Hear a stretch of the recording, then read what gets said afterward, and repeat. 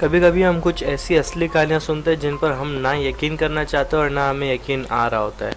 आज मैं आपको उन्हीं में से कुछ ऐसी कहानियों के बारे में बताने वाला हूँ। इंडिया के अंदर आलम खान नामी एक शख्स जब 12 साल का था तो उसके फादर को किसी फैमिली फ्रेंड ने मार दिया था।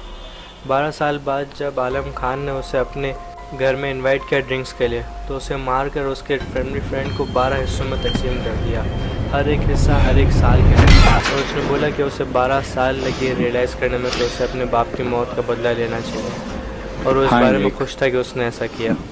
जीन क्लॉड रोमन नामी एक शख्स ने 18 साल तक अपनी फैमिली और फ्रेंड्स को इस झूठ का एहसास दिलाकर रखा कि वो एक वेल रिस्पेक्टेड डॉक्टर है और वो वर्ल्ड हेल्थ ऑर्गेनाइजेशन में काम करता है। बजाय वर्क ट्रिप्स पर जाने के वो एक होटल रूम में स्टे करता था और मेडिकल जर्नल्स पढ़ता था और ट्रैवल गाइड्स पढ़ता था जिस प्लेसेस पर उसने विज़िट किया हो या अपनी फैमिली को बताया हो।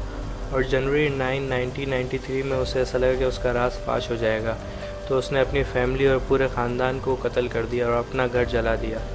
इस सब का पता चलने के बाद उसे उम्र कैद की सज़ा हुई थी।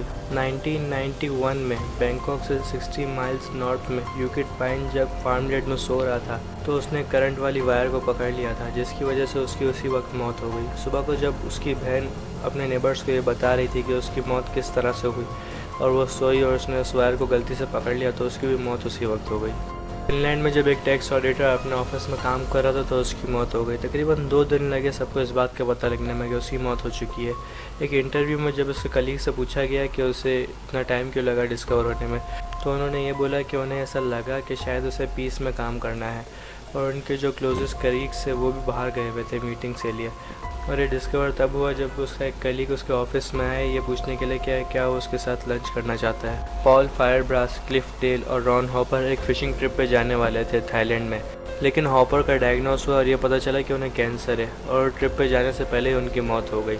लेकिन वो अपने दोस्तों को डेथ बेड पर ये बोला कि वो अपने एशेज़ को फ़िशिंग में यूज़ करें और उनके दोस्त जब फ़िशिंग ट्रिप पर गए उन्होंने उनके एशेज़ को यूज़ किया तो उन्होंने वर्ल्ड की सबसे बड़ी 180 पाउंड की सायमीज़ कार्प पकड़ी, जो आज तक सबसे बड़ी पकड़े जाने वाली सायमीज़ कार्प फिश है।